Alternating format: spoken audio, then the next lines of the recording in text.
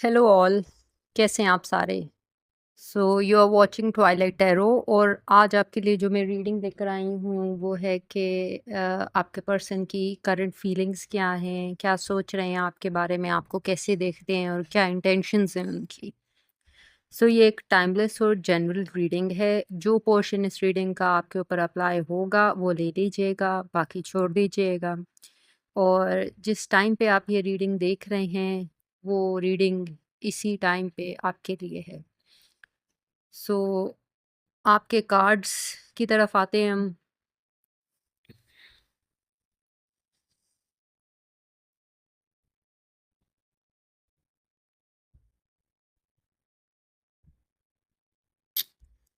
इतनी ज़्यादा wand energy नज़र आ रही है आ, आपके कार्ड्स के अंदर। बहुत स्ट्रॉन्ग वैंड्स की एनर्जी है जो कि शो कर रहा है कि आपके पर्सन जो है ना वो आपसे बहुत बहुत ज़्यादा हाईली अट्रैक्टेड है, बहुत पैशनेट है आपके बारे में। तो पहले हम आते हैं स्टार साइंस की तरफ। तो मुझे जो स्टार साइंस नज़र आ रहे हैं वो हैं एरीज, वर्गो, कैंसर, पाइसेस और लियो। तो इनके अलावा भी हो सकते हैं बिकॉज ये एक जनरल रीडिंग है। सो जनरली ये स्टार साइंस है। सो बेसिकली आपके जो पर्सन है ना वो आपको एक इंतहाई कामयाब और बहुत सक्सेसफुल, वेरी ब्यूटीफुल, खूबसूरत, इंडिपेंडेंट इंसान के तौर पे देखते हैं। और उनको लगता है कि आपको ना अपनी ज़िंदगी में किसी की भी ज़रूरत नहीं है।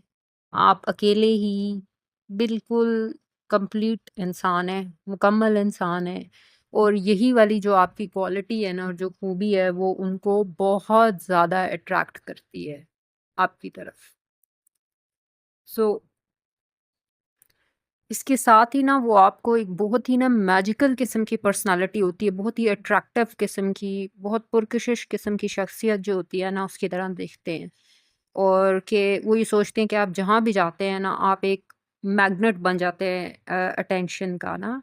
आप ऑटो के ऊपर, ये नहीं कि आप लोगों के पास जा जा के अटेंशन लेते हैं, मतलब आप ऑटो के ऊपर आप एक अटेंशन ऐसे आपके ऊपर स्पॉटलाइट सी आ जाती है। और आपकी एक बड़ी बोल्ड किस्म की और पर्सनालिटी है। और इसी पर्सनालिटी की वजह से ना और आपकी ज़ाहिरी खूबसूरती की वजह से वो आपसे बहुत ज़्यादा अट्रैक्टेड है। वो आपके बारे में बेसिकली ये भी सोचते हैं कि माज़ी के जो कोई रिश्ते थे शायद ये आपको जानते हैं किसी तरीके से। कि आपके जो रिश्तों के ज़ख्म थे ना, जो आपने हर्ट फ़ील किए हैं पुराने रिश्तों में, उनसे आप बहुत ज़्यादा थक गए हैं और आप किसी को भी ना इस वज़ह से अपने करीब आने नहीं देते। आपको डर लगता है कि कहीं आपका ना दिल दोबारा टूट ना जाए। इसी वज़ह से आपने ना अपने दिल के गिर्द और अपनी अपनी इमोशंस के गिर्द ना एक बाउंड्री सी खड़ी कर दी है।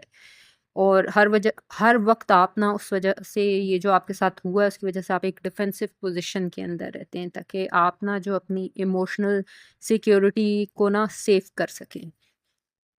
अच्छा, नॉर्मली जो एक एम्परर होता है जो आपकी रीडिंग के अंदर आया है उसको ना अपने जज़्बात और अपनी ज़िंदगी पे एक पूरा कंट्रोल होता है, लेकिन यहाँ पे रिवर्सल आया है।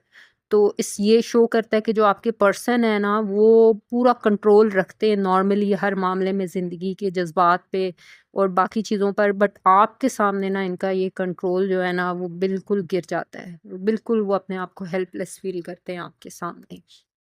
वो लेकिन वो अपनी इमोशंस को अपने अंदर रखते हैं, बिल्कुल ज़ाहिर नहीं होने देते। अब वो दूर खड़े सोच रहे हैं कि उनको आपकी तरफ आना चाहिए या नहीं आना चाहिए, लेकिन वो इस वक़्त बहुत मायूस है और सोचों में गुम है कि कैसे आपके पास आएँ। लेकिन पैशनेट बहुत ज़्यादा हैं आपके पास, लेकिन फिर भी कोई बाउंड्री है आपने खड़ी की है या किसी ने खड़ी की है किसी वजह से, या उनके अपने कोई फ़ियर्स हैं जिसकी वजह से वो बहुत हेज़िटेट कर रहे हैं आपकी तरफ आने के लिए। सो अब देखते हैं हम आपके पर्सन की फीलिंग्स कि वो क्या फ़ील कर रहे हैं फर्दर, उनके ज़हन को देखते हैं, क्या सोच रहे हैं आपके बारे में। इस वक़्त काफ़ी परेशान नज़र आ रहे हैं आपके पर्सन ज़हनी कश्मकश में।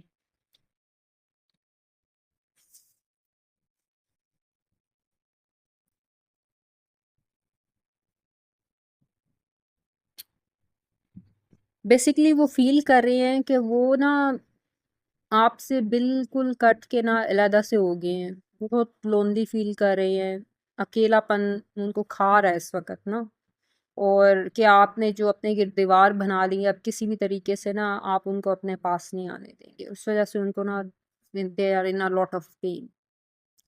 तो आपको भूल नहीं पा रहे, या तो सोशल मीडिया पे आपको अकेले-अकेले में चुपके-चुपके से देखते हैं, या फिर कोई किसी तरीके से आपके दोस्तों से या आपकी किसी बंदे से जो आपको जानता है उससे आपका हाल-अहवाल, आपकी खैरियत मालूम करते रहते हैं और उनके अंदर ना आपकी तरफ एक ऑब्सेशन आ चुका है। उनको आपकी ना वैल्यू का अंदाज़ा हो रहा है कि आप उनकी ज़िंदगी में कितनी ज़्यादा वैल्यू रखते थे और आप कोई आम इंसान नहीं थे। ये कोई सरफेस लेवल की मोहब्बत नहीं थी, कोई फ्लर्टेशन नहीं थी, बल्कि रियल इमोशंस यहाँ पे इन्वॉल्व थी आपकी, उनकी और आपकी दोनों की।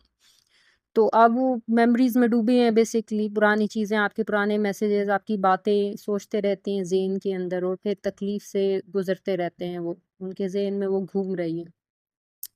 उसी तरह बिल्कुल वो माज़ी में जी रहे हैं आपके दुःख की वजह से। और इतनी ज़्यादा रुकावटों के बावजूद भी उनको अभी भी ना कहीं वो होपफुल है, उनको उम्मीद है, यकीन है कि किसी तरह वो आपको मैनिफेस्ट कर रहे हैं, कॉन्शियसली या अनकॉन्शियसली, कि किसी तरह आप उनके पास दोबारा वापस आ जाएँ। मतलब बैलेंस नहीं है इस वक़्त उनका जो दिल और दिमाग है आपस में, जज़्बात उनके। तो अब अगर वो हम देखते हैं कि वो आपसे क्या कहना चाह रहे हैं, I will be pulling out the cards. I want to plan a future with you. बिल्कुल, यही उनकी इस वक़्त मेन सोच है कि किसी तरह आपके पास आ जाएँ। Please don't move on. आपको कहना चाह रहे हैं कि आप उनसे मूव ऑन ना कीजिएगा। I wish I could understand you. आपको समझना चाह रहे हैं, आपने जो बाउंड्रीज़ खड़ी की हैं कि किस तरह वो आपके पास दोबारा वापस आएँ। I am crazy about you. Obsession तो वैसे ही आपके कार्ड से नज़र आ रहा था कि they really, really are obsessed with you. I think you are involved with someone else. उनको लगता है कि आप अब उनको छोड़ के ना, क्योंकि आप इतनी मैग्नेटिक पर्सनैलिटी हैं, तो कोई भी आपसे अट्रैक्ट हो सकता है।